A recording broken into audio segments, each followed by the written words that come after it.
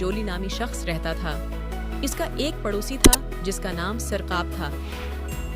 वो दोनों मेहनत मजदूरी करते थे। एक दिन जलजला आया और सिरकाब का घर, जो खुस्ता हाल और पुराना था, जमीन बोस हो गया। सिरकाब बहुत परेशान हुआ क्योंकि उसके पास न रहने के लिए कोई जगह थी और न ही कोई साजो सामान। जोली ने जब ये देखा तो वो सिरकाब के पास आया और कहा, भाई, बहुत अफसोस हुआ कि आपका मकान गिर गया है, लेकिन कोई बात नहीं। आप मेरे घर को अपना घर समझते हुए मेरे साथ रहें जब तक आप अपना घर न बना सकें। सिरकाब ने कहा, आपका बहुत शुक्रिया, मुश्किल वक्त में आपने मेरा साथ दिया।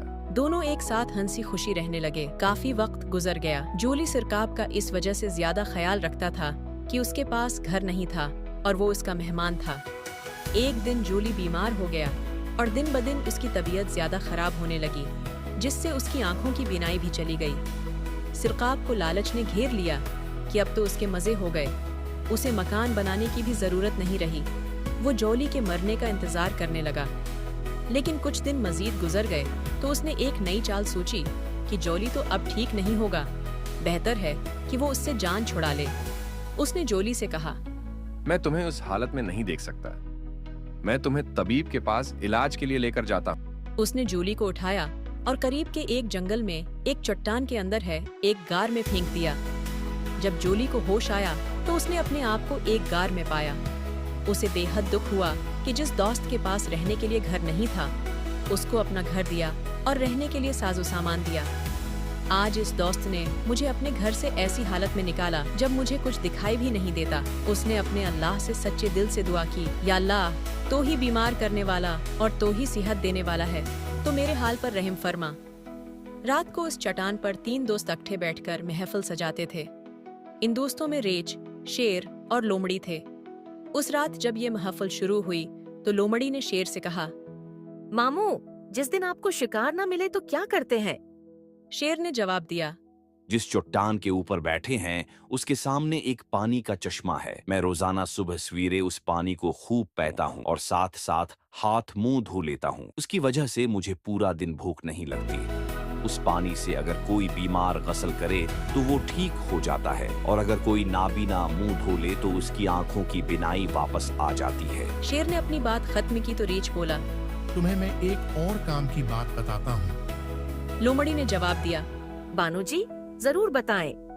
रीछ बोला, मुझे एक ऐसे खजाने का इल्म है जो उस चट्टान के बाएं जानिब है। खजाने में सोना और चांदी के जवाहरात महफूज हैं। जोली ने ये बातें सुनी तो दिल ही दिल में फैसला किया कि आज इनसे बच गया तो हिम्मत करके इस पानी तक पहुंचना है।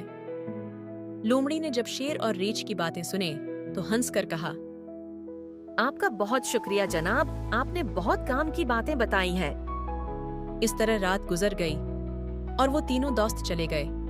जोली ने हरकत शुरू की और हिम्मत करके उस पानी तक पहुंच गया।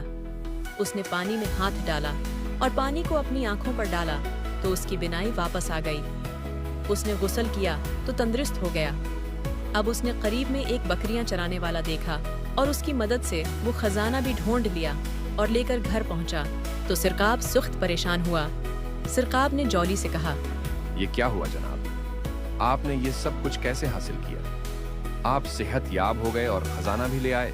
जोली ने जवाब दिया, एक रात तुम भी वहां गुजारो, सब कुछ मिल जाएगा। सिरकाब रात को चट्टान के अंदर चला गया और किसी मोजज़े का इंतजार करने लगा।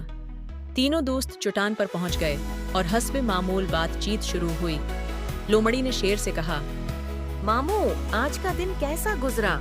शेर गुस्से से बोला, रात को कोई हमारी बातें सुन रहा था, वो पानी को खराब करके चला गया है। रीछ ने कहा, ऐसा ही है, कोई खजाने वाली जगह कूद कर खजाना ले गया है। लोमड़ी ने जवाब दिया, हो सकता है कोई आज भी छिपकर हमारी बातें सुन रहा हो। शेर ने कहा, जाओ मालूम करो ये कौन है।